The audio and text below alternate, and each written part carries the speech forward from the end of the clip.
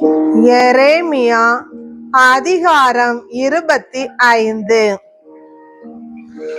யோசியாவின் மகனும் யூதாவின் அரசனுமான யோயாக்கீம் ஆட்சியேற்ற 4ஆம் ஆண்டில், அதாவது பாபிலோனிய மன்னன் நேபுகத்நேசர் ஆட்சியேற்ற முதல் ஆண்டில், யூதா மக்கள் அனைவரையும் குறித்து எரேமியாவுக்கு வாக்கு அருளப்பட்டது. அதனை இறைவாக்கினரான எரேமியா யூதாவின் அனைத்து மக்களுக்கும் எருசலேமில் குடியிருப்போர் யாவருக்கும் எடுத்துரைத்தார். ஆமோனின் மகனும் யூதாவின் அரசனுமான யோசியா ஆட்சியேற்ற 13ஆம் ஆண்டிலிருந்து இன்று வரை, அதாவது கடந்த 23 ஆண்டுகளாக ஆண்டவரின் வாக்கு எனக்கு அருளப்பட்டு வந்துள்ளது.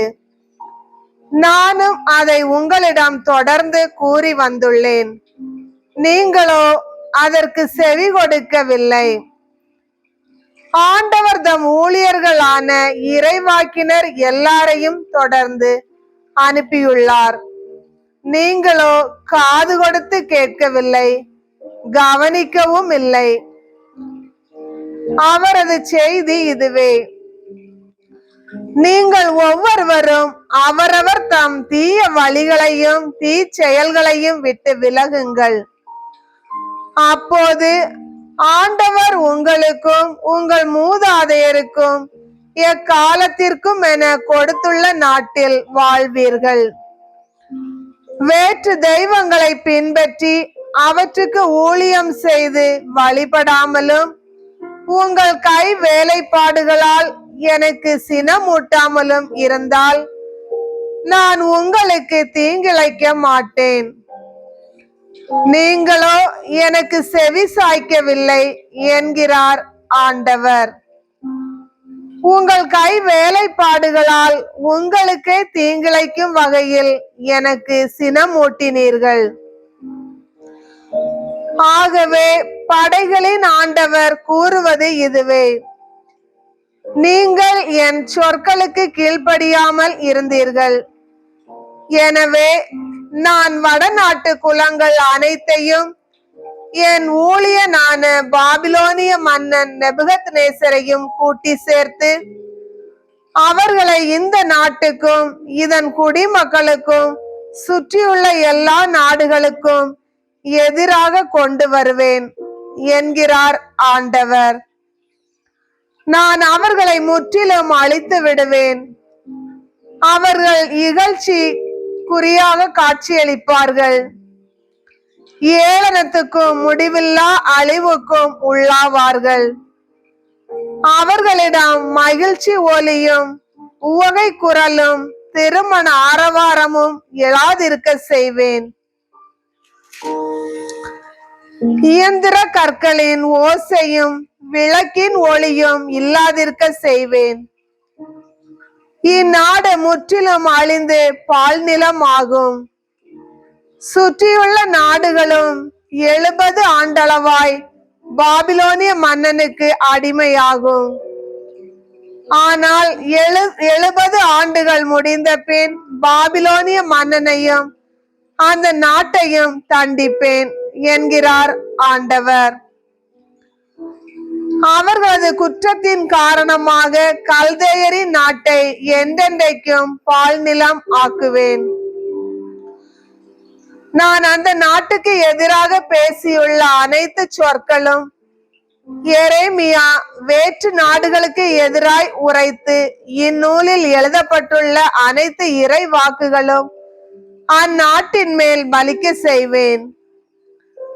அந்நாட்டினரை கூட பல நாடுகளும் மன்னர்களும் அடிமையாக்குவர். அவர்களின் செயல்களுக்கும் நடத்தைகளுக்கும் ஏற்றவாறு நான் அவர்களுக்கு கைமாறு அளிப்பேன். இஸ்ரேலின் கடவுளாகிய ஆண்டவர் என்னிடம் கூறியது இதுவே: சீற்றத்தால் நிரம்பியுள்ள இந்த ரச கிண்ணத்தை என் கையிலிருந்து எடுத்து நான் உன்னை எந்த மக்களினத்தாரிடம் அனுப்புகிறேனோ அந்த மக்களினத்தார் எல்லாம் குடிக்க கொடு. நான் அவர்கள் மேல் அனுப்ப போகும் வாளை முன்னிட்டு அவர்கள் குடித்து தள்ளாடி வெறி கொள்வார்கள். அப்போது நான் ஆண்டவரின் கையிலிருந்து அந்த கிண்ணத்தை எடுத்து, ஆண்டவர் என்னை எந்த மக்களினத்தாரிடம் அனுப்பி இருந்தாரோ அந்த மக்களினத்தார் எல்லாம் குடிக்க செய்தேன். எருசலேமும் யூதாவின் நகர்களும் அவற்றின் அரசர்களும் தலைவர்களும் அதனை குடிக்க செய்தேன். இன்று காண்பது போல் அவை அழிந்து பாழாகவும் ஏளனத்துக்கும் சாபத்துக்கும் உள்ளாகவுமே இவ்வாறு செய்தேன். எகிப்திய மன்னன் பார்வோன், அவன் அலுவலர்கள், தலைவர்கள், மக்கள் எல்லாரும், அங்குள்ள வேற்றின மக்கள் அனைவரும், ஊசு நாட்டு மன்னர்கள் யாவரும், அனைத்து பெலிஸ்திய மன்னர்களும், அஸ்கலோன், காசா, எக்ரோன், அஸ்தோதில் எஞ்சியோர், ஏதோ, மோவாபு, அம்மோனின் புதல்வர், தீர், சீதோன் மன்னர்கள் யாவரும், கடலுக்கு அப்பாலுள்ள கடற்கரை நாட்டு மன்னர்கள் எல்லாரும், தெதான், தேமா, பூசு, முன்தலையை மலித்து கொள்ளும் எல்லாரும், அரேபியாவின் அனைத்து மன்னர்களும், பாலை நிலத்தில் வாழும் பல இன மக்களின் மன்னர்களும், சிம்ரியின் மன்னர்கள் யாவரும், ஏலாம் மன்னர்கள் எல்லாரும், மேதிய மன்னர்கள் அனைவரும், ஒருவருக்கு பின் ஒருவராய் அருகிலும் தொலையிலும் உள்ள வடநாட்டு மன்னர்கள் யாவரும், மண்ணுலக நாடுகளின் அரசுகள் அனைத்தும் அக்கிண்ணத்திலிருந்து குடிக்க செய்தேன். அவர்களுக்கு பிறகு சேசாக்கு மன்னனும் குடிப்பான். இஸ்ரேலின் கடவுளான படைகளின் ஆண்டவர் கூறுவது இதுவே: குடியுங்கள், போதை ஏற குடியுங்கள், கக்குங்கள், நான் உங்கள் மேல் அனுப்பும் வாளால் வீழுங்கள், எழவே மாட்டீர்கள் என்று நீ அவர்களிடம் கூறு. உன் கையில் இருந்து கிண்ணத்தை எடுத்து குடிக்க அவர்கள் மறுத்தால் படைகளின் ஆண்டவர் கூறுவது இதுவே: நீங்கள் குடித்துதான் ஆக வேண்டும் என்று அவர்களிடம் கூறு. இதோ, என் பெயர் வழங்கும் இந்நகருக்கு தீங்கு செய்ய போகிறேன். நீங்கள் மட்டும் தண்டனையில் இருந்து தப்பிவிட முடியுமா? தப்பவே முடியாது. ஏனெனில் நாட்டில் வாழ்வோர் அனைவருக்கும் எதிராக வாளை வரவழைக்க போகிறேன் என்கிறார் படைகளின் ஆண்டவர். ஆகவே அவர்களுக்கு எதிராக இச்சொற்களை எல்லாம் இறைவாக்காக உரை. ஆண்டவர் மேலிருந்து கர்ச்சனை செய்வார், தமது தூய உறைவிடத்திலிருந்து குரல் எழுப்புவார், தாம் உறைவிடத்திலிருந்து கடுமையாக கர்ச்சனை செய்வார். திராட்சை பழம் மிதிப்போரின் ஆரவாரம் போல் பூ உலகில் வாழ்வோர் அனைவருக்கும் எதிராகவும் குரல் எழுப்புவார். அவரது கர்ச்சனை உலகின் எல்லை வரை எட்டும்.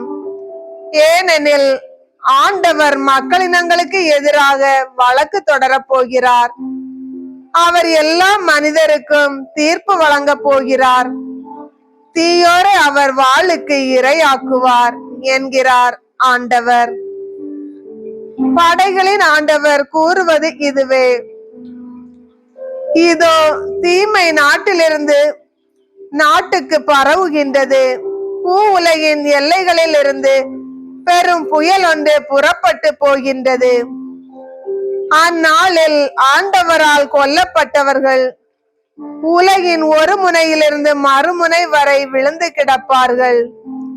புலம்புவாரற்று, எடுத்து சேர்ப்பாரற்று, புதைப்பாரற்று தரையில் சாணம் போல் கிடப்பார்கள். மேய்ப்பர்களே, ஒப்பாரி வையுங்கள், கதறி அழுங்கள். மந்தையின் தலைவர்களே, சாம்பலில் புரளுங்கள். ஏனெனில் நீங்கள் கொல்லப்படுவதற்கும் சிதறடிக்கப்படுவதற்குமான நாள்கள் நெருங்கிவிட்டன. விலையுயர்ந்த பாத்திரம் நொறுக்கப்படுவது போல் நீங்கள் அழிக்கப்படுவீர்கள். மேய்ப்பர்கள் ஓடி ஒளிய இயலாது, மந்தையின் தலைவர்களுக்கு தப்ப வழியும் இராது. மேய்ப்பர்களின் அழுகுரலும் மந்தையின் தலைவர்களது ஒப்பாரியும் கேட்கின்றது. ஏனெனில் ஆண்டவர் அவர்களின் மேய்ச்சல் நிலத்தை அழித்து விட்டார். ஆண்டவரின் கோப கனலால் அமைதியான பசும்புல் தரைகள் அழிந்து போயின. தன் குகையில் இருந்து வெளியேறும் சிங்கத்தை போல் அவர் வெளியேறிவிட்டார். கொடியோனின் வாளாலும் ஆண்டவரின் கோப கனலாலும் அவர்கள் நாடு பாழடைந்து போயிற்று.